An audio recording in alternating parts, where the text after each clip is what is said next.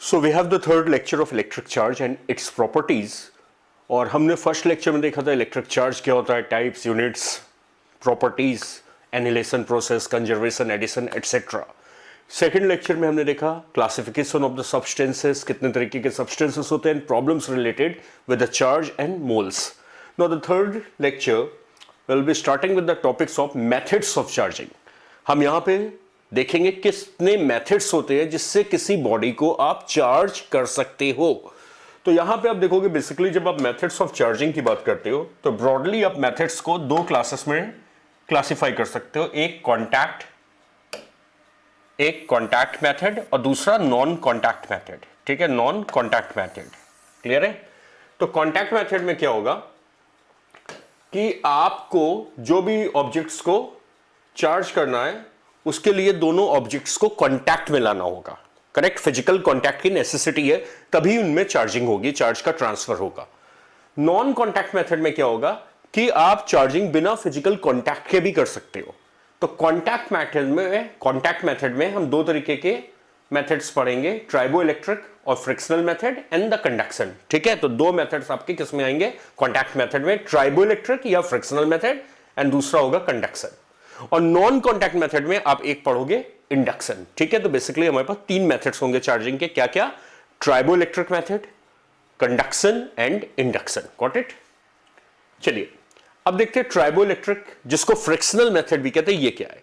तो देखो ये one of the oldest method है चार्जिंग का, जो आप लोअर क्लासेस में भी थोड़ा बहुत इसका एलिमेंट्री आइडिया आपने लिया होगा कि अगर दो ऑब्जेक्ट्स आप लेते हो और उसे रब करते हो. ठीक है, आप उसे रब करते हो, जैसे मान लो ये मार्कर है, ये मेरा हाथ है और मैं इसको रब कर रहा हूं, तो यहां क्या होगा, कुछ इलेक्ट्रॉन्स एक ऑब्जेक्ट से दूसरे में ट्रांसफर हो जाते हैं.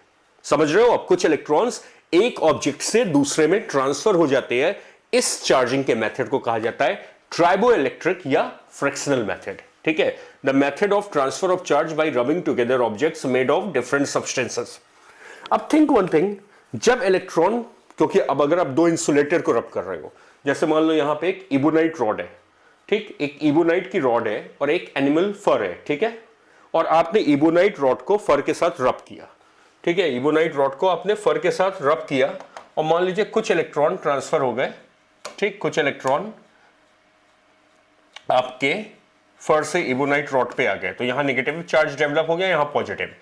तो अब एक छोटा सा क्वेश्चन है सोचने का, जो आप कमेंट में लिख के आंसर कीजिएगा, क्योंकि इलेक्ट्रॉन्स तो भाई इंसुलेटर में फ्री होते नहीं है मूव करने को. ये दोनों तो इंसुलेटर है ना, इबोनाइट रॉड भी इंसुलेटर है और एनिमल फर भी इंसुलेटर है. ठीक, तो इलेक्ट्रॉन्स यहां फ्री तो होते नहीं. कंडक्शन में तो फ्री वैलेंस इलेक्ट्रॉन्स होता है, हमने लेक्चर 2 में देखा था. करेक्ट, बट यहां पे इलेक्ट्रॉन्स फ्री नहीं है. तो जब आप रबिंग करते हो तो अगर इलेक्ट्रॉन को ट्रांसफर होना है तो उन्हें अपनी ऑर्बिट को छोड़ने के लिए कुछ एनर्जी चाहिए. करेक्ट, उन्हें अपनी ऑर्बिट को छोड़ने के लिए कुछ एनर्जी चाहिए. तो वो एनर्जी व्हाट यू थिंक कहां से आती है? ठीक, तो what is the energy responsible for making the electrons to get transferred from one body to another body in triboelectric method? Just think over it and post your answer in the comment. I will post the answer in the comment and we'll see कितने लोग में आप सही सोचते हो. ठीक है, कि भाई ये जो ट्राइबोइलेक्ट्रिक मेथड में इलेक्ट्रॉन्स का ट्रांसफर होता है, इन्हें एनर्जी कहां से मिलती है. ठीक है, तो ट्राइबोइलेक्ट्रिक मेथड मेरे ख्याल से सबको क्लियर हो गया होगा कि जब आप दो ऑब्जेक्ट्स को रब करते हो एक दूसरे के अगेंस्ट, तो कुछ इलेक्ट्रॉन एक बॉडी से दूसरे में चले जाते हैं, उसे ट्राइबोइलेक्ट्रिक मेथड कहते हैं. अब देखो एक चीज तो पक्की है, क्योंकि चार्ज तो कंजर्व होता है. तो मान लो ये तुम्हारा ऑब्जेक्ट ए है. ठीक है, और ये आपका ऑब्जेक्ट बी है. ठीक है, और आपने इन दोनों को एक साथ रब्ड कर दिया. ठीक है, तो जब आप इन्हें रब्ड करोगे तो मान लो यहां से कुछ इलेक्ट्रॉन यहां चले गए, तो यहां पे इलेक्ट्रॉन लॉस्ट हुए और यहां पे इलेक्ट्रॉन गेन हुए. ठीक है, तो सिंस अगर 10 इलेक्ट्रॉन यहां से जाएंगे तो 10 ही यहां गेन होंगे. तो जहां इलेक्ट्रॉन गेन होते हैं वो बॉडी नेगेटिवली चार्ज हो जाएगी और जहां इलेक्ट्रॉन्स लॉस्ट होंगे वो बॉडी पॉजिटिवली चार्ज हो जाएगी. ठीक, अब देखो चार्ज क्योंकि कंजर्व होता है, इलेक्ट्रॉन्स बीच में ना क्रिएट हो सकते हैं ना डिस्ट्रॉय हो सकते हैं. तो एक बात पक्की है कि अगर इस पे प्लस क्यू चार्ज डेवलप हुआ है तो यहां पे माइनस क्यू चार्ज डेवलप होगा. करेक्ट, अगर इस पर प्लस क्यू चार्ज का डेवलपमेंट हुआ है तो यहां माइनस क्यू चार्ज का डेवलपमेंट होगा. यानी ट्राइबोइलेक्ट्रिक इफेक्ट में एक चीज तो पक्की हो गई कि जो भी चार्ज का ट्रांसफर होता है वो मैग्नीट्यूड में इक्वल होता है, और साइन में ऑपोजिट होता है। ठीक, तो आपको पूरे इलेक्ट्रोमैग्नेटिज्म में, पूरे इलेक्ट्रोस्टैटिक्स में कहीं भी प्रॉब्लम मिलती है कि अगर दो ऑब्जेक्ट्स, इससे मतलब नहीं है इनका शेप और साइज क्या है, ठीक है, कोई भी अगर दो ऑब्जेक्ट्स को आप रब्ट करते हो, ठीक, तो पक्की बात है कि अगर इनमें चार्ज डेवलप हो रहा है तो अगर इस पे प्लस क्यू डेवलप हुआ है तो इस पे माइनस क्यू डेवलप होगा, ये पक्की बात है। ठीक है, एक का अगर आपको पता है तो दूसरा प्रेडिक्ट कर सकते हो। अब यहां पे देखो, मान लो मैं कहता हूं ए से बी n इलेक्ट्रॉन्स गए और एक इलेक्ट्रॉन पे चार्ज माइनस ही होता है, तो चार्ज जो बी पे डेवलप हो जाएगा वो हो जाएगा माइनस एन ई। बोलिए सही है ना? बी पे कितना चार्ज डेवलप होगा? Minus N E. क्यों नेगेटिव होगा? क्योंकि भाई यहां इलेक्ट्रॉन आए हैं। और ए पे कितना चार्ज डेवलप हो जाएगा? तो ए पे चार्ज डेवलप होगा तुम्हारा प्लस एन ई। देखो मैग्नीट्यूड उतना ही है, बस ये पॉजिटिव हो रहा है क्योंकि इसने इलेक्ट्रॉन लूज किया है। ठीक है, अब आपको क्या लगता है, देखो जब ए और बी को तुमने रबिंग की तो कुछ चार्ज का ट्रांसफर हो गया due to the transfer of electrons. No what you think, is there any transfer of mass? तो क्या तुम्हें लगता है अगर ए और बी को रब्ड करने के बाद आप वेट मशीन में इनका वेट लेते हो तो क्या इनके वेट में या मास में पहले और अभी में, यानी रबिंग करने के पहले और अभी में कुछ डिफरेंस आएगा? यानी सिंपल भाषा में पूछना यह है, is there any transfer of mass? क्या ट्राइबो इलेक्ट्रिक मेथड में मास का भी ट्रांसफर होता है? आपको क्या लगता है? आप यहां वीडियो को 1 मिनट के लिए पॉज कीजिए और कमेंट में अपना आंसर लिखिए। ठीक है, वीडियो को 1 मिनट के लिए पॉज कीजिए, फिर कमेंट में अपना आंसर लिखिए और आंसर लिखने के बाद आप रिज्यूम कीजिए और देखिए आपका आंसर सही होता है कि नहीं। ओके, तो मैं अब आंसर बता रहा हूं। तो मैंने पूछा कि क्या यहां पे मास का ट्रांसफर होगा? तो देखो भाई, इलेक्ट्रॉन में मास तो होता है ना, हालांकि मास बहुत कम होता है बट जीरो नहीं होता है। We know the mass of the electron is 9.1 into 10 power minus 31 kg। तो इलेक्ट्रॉन में जीरो मास तो है नहीं, वो भी मैसिव पार्टिकल है, उसमें भी मास है। तो अगर इलेक्ट्रॉन जा रहे हैं तो मास भी जाएगा, पक्की बात है। तो there is a transfer of mass ना, there is a transfer of mass. अब देखो, जो बॉडी इलेक्ट्रॉन लूज करेगी वो पॉजिटिवली चार्ज होगी और जो बॉडी इलेक्ट्रॉन गेन करेगी वो नेगेटिवली चार्ज होगी। अब यहां क्या होगा? यहां मास का लॉस होगा क्योंकि यहां से इलेक्ट्रॉन गए हैं, और यहां क्या होगा? यहां मास का गेन होगा क्योंकि यहां इलेक्ट्रॉन आए हैं। और कितना मास का ट्रांसफर होगा? तो मास का ट्रांसफर होगा नंबर ऑफ इलेक्ट्रॉन्स। मान लो n number of electron transfer हुए इनटू मास ऑफ 1 इलेक्ट्रॉन। तो इससे तुम ये पता लगा सकते हो what will be the mass transfer. तो ट्राइबो इलेक्ट्रिक इफेक्ट में चार्ज के साथ साथ मास भी ट्रांसफर होता है। Got it?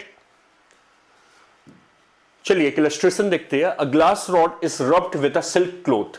The glass rod acquires a charge of plus 19.2 into 10 power minus 19 coulomb. Find the number of electrons lost by the glass rod. Find the negative charge acquired by silk. Is there any transfer of mass? तो यहां कह रहा है कि आप glass rod लेते हो, ठीक, और इसको एक सिल्क क्लॉथ के साथ रब कर देते हो, ठीक है, रबिंग कर देते हो, कांटेक्ट कर देते हो, ठीक है, और ग्लास रॉड पे चार्ज कितना जाता है? 19.2 into 10 power minus 19 कूलम। तो अब तुम ये बता सकते हो इस पे कितना चार्ज आया होगा? ऑफ कोर्स क्योंकि रबिंग का चार्ज है, इक्वल एंड ऑपोजिट आएगा, तो इस पे आएगा minus 19.2 into 10 power minus 19 coulomb ना, उसी के बराबर होगा, साइन में ऑपोजिट हो जाएगा। ये पॉजिटिवली चार्ज है यानी ये इलेक्ट्रॉन लॉस की है, और ये नेगेटिवली चार्ज है यानी ये इलेक्ट्रॉन गेन किया है। करेक्ट? अब पूछ रहा है कितना ग्लास रॉड ने नंबर ऑफ इलेक्ट्रॉन लूज किया। तो आप क्वांटाइजेशन वाला फॉर्मूला याद है, Q is equal to N E ना, तो आपका n आ जाएगा Q डिवाइडेड बाई E। तो Q की वैल्यू रख दीजिए 19.2 into 10 पावर माइनस 19, और E की वैल्यू रख दो charge on the electron 1.6 into 10 की पावर माइनस 19। ये आपका कैंसिल आउट हो जाएगा and you will get 19.2 divided by 1.6, so will get 12। ठीक, तो 12 इलेक्ट्रॉन्स का ट्रांसफर हुआ है। ठीक, कहां से कहां? यहां से 12 इलेक्ट्रॉन्स यहां चले गए, 12 इलेक्ट्रॉन्स आपके ग्लास रॉड से सिल्क क्लॉथ में चले गए। फिर पूछ रहा है find the negative charge acquired by the silk. Silk में कितना नेगेटिव चार्ज आएगा, ठीक। तो सिल्क में कितना नेगेटिव चार्ज आएगा, तो वो तो ऑलरेडी आप लिख ही चुके हो, वो वही आएगा जो इस पे पॉजिटिव आया विद अ नेगेटिव साइन, ये, क्योंकि चार्ज हमेशा इक्वल एंड ऑपोजिट होता है भाई, हमेशा चार्ज इक्वल एंड ऑपोजिट होता है, करेक्ट। अब पूछा is there any transfer of mass from glass to silk, of course, ये अभी हमने पढ़ा था ना, तो आंसर होगा यस। और कितना मास ट्रांसफर होगा, तो मास होगा number of electron into the mass of electron, तो 12 इंटू 9.1 इंटू 10 पावर -31 kg। तो कितना मास ट्रांसफर होगा, 12 into 9.1 exponent -31, so will get, it will come to be very negligible, 9.1 into 12, so we'll get 101.2 into 10 power -31 kg. So of course the mass transferred is very negligible, very negligible, but it is non-zero. ये zero नहीं exactly, कुछ तो है। और कौन, आपको क्या लगता है which object will gain mass? तो जहां जो बॉडी नेगेटिवली चार्ज हुई है वो मास गेन करेगी, तो सिल्क क्लॉथ मास गेन करेगा, और मास लूज कौन करेगा, ग्लास रॉड मास को लूज करेगी। Got it. चलिए आगे देखते हैं। No let's see triboelectric series. अब देखो ट्राइबो इलेक्ट्रिक सीरीज क्या होती है। देखो ये आपने देखा कि अगर आप दो ऑब्जेक्ट्स लेते हो डिफरेंट सब्सटेंसेस के, यहां देखो ट्राइबो इलेक्ट्रिक इफेक्ट तभी वर्क करेगा जब दोनों ऑब्जेक्ट के सब्सटेंसेस का नेचर अलग हो, जैसे एक ग्लास का बना है एक सिल्क क्लॉथ है, ठीक है, तभी ये आपका इलेक्ट्रॉन्स का ट्रांसफर होता है।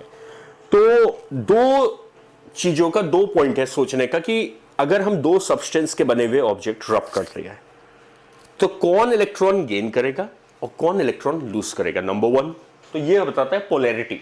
पोलैरिटी मतलब होगा एक तरीके की साइन, ठीक, जैसे तुमने रॉड को सिल्क क्लॉथ के साथ रब किया, तो अब सवाल है कि कौन पॉजिटिवली चार्ज होगा और कौन नेगेटिवली चार्ज होगा, किसकी एफिनिटी इलेक्ट्रॉन्स को लेके ज्यादा है, ठीक। और दूसरा है कि अगर डिफरेंट पेयर्स हम लेते हैं तो किस पेयर में चार्ज का मैग्नीट्यूड ज्यादा होगा। तो ये दोनों जो आपके कंसर्न्स है, ये दोनों जो आपके क्वेश्चंस है, इसका जवाब आपको देती है एक सीक्वेंस, एक सीरीज जिसको ट्राइबो इलेक्ट्रिक सीरीज कहा जाता है, ठीक है, ट्राइबो इलेक्ट्रिक सीरीज कहा जाता है। देखो ये हमें याद करने की नीड नहीं है, अभी मैं बताऊंगा कि इसके एप्लीकेशन कैसे आते हैं, ये मत सोचना कि हमें ये याद करना है, ठीक है, you need not to learn this series. हाँ चाहो तो नोट्स में लिख सकते हो अपनी नॉलेज के लिए, बट ये कहीं एग्जामिनेशन में इसका याद करने का एप्लीकेशन नहीं आएगा, हाँ इसके समझने का एप्लीकेशन आएगा। तो देखो यहां जैसे ये लिखा है, इधर देखो ऊपर के साइड लिखा है पॉजिटिव, नीचे के साइड लिखा है नेगेटिव, ठीक। और ये आपके सब्सटेंस है, dry skin, leather, glass, human hair, wool, cat fur, silk, paper, cotton, rubber, polyester, PVC, ठीक। तो देखो पहले हम देखते हैं कि पोलैरिटी कैसे डिसाइड होती है, ठीक है, पोलैरिटी कैसे डिसाइड होगी। तो अगर आप इसमें कोई भी पेयर ले लो, कोई भी सब्सटेंस, दो ऑब्जेक्ट से दो सब्सटेंसेस के बने हो पेयर ले लीजिए, तो उस पेयर में जो पॉजिटिव साइड होगा वो पॉजिटिवली चार्ज होगा और उसके नीचे जो होगा वो नेगेटिवली चार्ज होगा। जैसे मान लो तुम ग्लास और वुल लेते हो, देखो ग्लास और वुल लेते हो, तो देखो ग्लास और वुल में क्या होगा,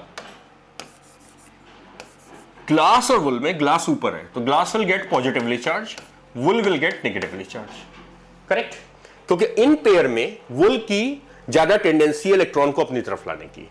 बट अगर आप ड्राई स्किन या लेदर ले लो या ड्राई स्किन और ग्लास ले लो, ठीक, ड्राई स्किन और ग्लास ले लो,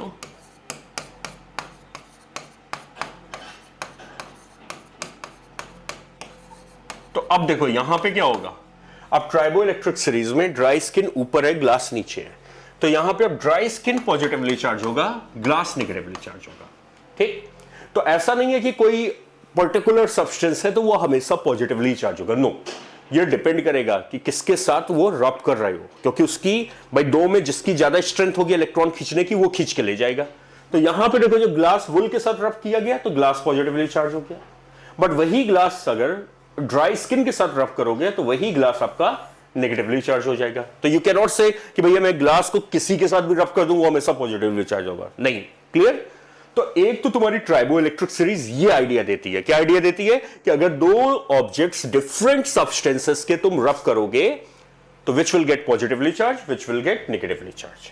दूसरी चीज ये बताती है कि चार्ज का मैग्नीट्यूड क्या होगा, समझो, जिसको आप इंटेंसिटी भी कह सकते हो, मैग्नीट्यूड और इंटेंसिटी ऑफ चार्ज। ठीक, तो ये जो मैग्नीट्यूड है चार्ज का, ये प्रोपोर्शनल होगा गैप पे, कि सीरीज में गैप कितना है। ठीक, सीरीज में गैप कितना है। ठीक, तो अगर यहां पे देखो तुम, अगर तुम ग्लास और वुल लेते हो, ये पेयर को रब करते हो, और मान लो इस पेयर में चार्ज का डेवलपमेंट Q1 होता है, और ग्लास और कॉटन लेते हो, और ये पेयर को जब रब करते हो तो इनमें जो चार्ज का ट्रांसफर है वो Q2 है। तो अब आपको क्या लगता है कि किस पेयर में चार्ज का ट्रांसफर ज्यादा होगा? तो मैंने क्या बताया कि जो चार्ज का ट्रांसफर होगा, जो मैग्नीट्यूड होगा, वो गैप पे डिपेंड करेगा। किस पे डिपेंड करेगा? गैप पे डिपेंड करेगा। तो तुम देखो ग्लास और वुल में गैप कम है और ग्लास और कॉटन में गैप ज्यादा है, तो यहां इस पेयर में चार्ज ज्यादा ट्रांसफर होगा as compare to this pair, यानी Q2 will be greater than Q1। Correct? तो ये दो इंफॉर्मेशन आपको ट्राइबो इलेक्ट्रिक सीरीज से मिलती है। समझ के, ये दो इंफॉर्मेशन आपको ट्राइबो इलेक्ट्रिक सीरीज से मिलती है। पहली क्या? पोलैरिटी, दूसरी क्या? मैग्नीट्यूड।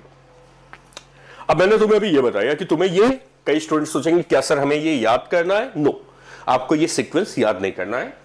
आपको जब प्रॉब्लम्स आती हैं तो सब्सटेंस को ABCD का ऐसे नाम दे देते हैं। ठीक, अब जैसे ये ट्राइबो इलेक्ट्रिक सीरीज, ठीक, ये पॉजिटिव, ये नेगेटिव, ये A, ये B, ये C, ये D। अब मान लो तुमसे पूछा जाए A और B को रब करोगे तो पक्का A पॉजिटिव होगा, B नेगेटिव होगा, और B और D को करोगे तो B पॉजिटिव होगा, D नेगेटिव होगा ना। A B को रब करोगे और B D को करोगे तो किस में ज्यादा चार्ज आएगा? What you think? अब तुम आंसर करो कमेंट में कि अगर मैं A B का पेयर रब करता हूं और B D का पेयर रब करता हूं तो which pair will have the transfer of greater charge? ठीक है, post your answer in the comment, या ऑलरेडी आप बता चुका हूं, मैं बहुत अच्छे से समझा चुका हूं। ठीक है, चलिए एक प्रॉब्लम देखते हैं। If an object made of substance A is rubbed with an object made of substance B, then A becomes positively charged and B becomes negatively charged. If, however, an object made of substance A is rubbed against an object made of substance C, then A becomes negatively charged. What will happen if an object made of substance B is rubbed against an object made of substance C? तो देखो basically आपके competitive में, आपके examinations में इस तरीके से problem आती है, जैसे मैंने बताया था XYZ ABC करके। तो ऐसी प्रॉब्लम में अपने को करना क्या है, पहले तो आप एक सीरीज ऐसे बना लो, इधर लिख दो पॉजिटिव, इधर लिख दो नेगेटिव। अब देखो A और B को रब किया गया तो A पॉजिटिवली चार्ज हो गया और B नेगेटिवली चार्ज हो गया। तो एक बात तो पक्की है, यानी ट्राइबो इलेक्ट्रिक में A B के ऊपर होगा ना। यहां से आप ये जज कर सकते हो कि A B के ऊपर होगा। चलो भाई, ये इंफॉर्मेशन का हमने यूज कर लिया। अब कह रहा है अगर A को C के साथ रब करते हो तो A नेगेटिवली चार्ज हो जाता है। अब पक्की बात, अगर A और C रब कर रहे हो और कह दिया A नेगेटिवली चार्ज होगा तो पक्का C पॉजिटिवली चार्ज होगा ना, क्योंकि ट्राइबो में एक नेगेटिव होता है एक पॉजिटिव। तो अगर A और C की तुम्हें पोजीशंस देखना है ट्राइबो इलेक्ट्रिक में, तो A नेगेटिव है, C पॉजिटिव है, तो C पक्का A के ऊपर आएगा। ठीक, तो इतनी इंफॉर्मेशन से तुमने क्या किया, तुमने A B और A B C को अलॉटमेंट दे दिया ट्राइबो इलेक्ट्रिक सीरीज में। अब पूछ रहा है what will happen if an object made of substance B is rubbed against an object made of substance C। अब पूछ रहा है अगर B और C को रब करोगे तो क्या होगा? अब तुम आंसर एकदम इजीली बता लोगे। तो अगर मैं B और C को रब करूंगा तो B और C में ऊपर कौन है? C। तो C will get positively charge and B will get negatively charge. Correct? तो इस तरीके से आपकी प्रॉब्लम्स आती हैं which will involve the application of tribo electric series. Got it? चलिए, नो, तो ये आपका टॉपिक था पहला मेथड चार्जिंग का, ट्राइबो इलेक्ट्रिक मेथड। अब इलेक्ट्रिक चार्ज लेक्चर 4 में आप देखोगे दूसरा मेथड चार्जिंग का, दैट इज कंडक्शन, और वो केवल कंडक्टर्स के लिए एप्लीकेबल होगा। जो कंडक्शन मेथड है वो केवल कंडक्टर्स के लिए एप्लीकेबल होगा। तो लेक्चर 4 की जो आउटलाइन होगी वो क्या होगी? सबसे पहले हम ये पढ़ेंगे कि पोटेंशियल का सिग्निफिकेंस क्या होता है, मीनिंग क्या होती है और सिग्निफिकेंस क्या होता है। फिर हम देखेंगे methods where the charging is done by conduction. फिर हम इसके कुछ एप्लीकेशन देखेंगे जिसकी प्रॉब्लम आपको कूलम्स लॉ इलेक्ट्रिक फील्ड में काफी मिलेगी, कि अगर दो स्फीयर्स है कंडक्टिंग और इनका रेडियाई अनइक्वल है R1 R2 और इनको तुम वायर से जोड़ दो या टच कर दो तो इनके चार्जेस कैसे रीडिस्ट्रीब्यूट होंगे। और फिर इसी का एक स्पेशल केस देखोगे कि अगर दोनों की इक्वल साइज है तब चार्जेस कैसे रीडिस्ट्रीब्यूट होंगे, ये इसी का स्पेशल केस हो जाएगा। ठीक है, तो ये हमारा आउटलाइन होगा किसका, लेक्चर 4 का, that is charging by conduction. Okay.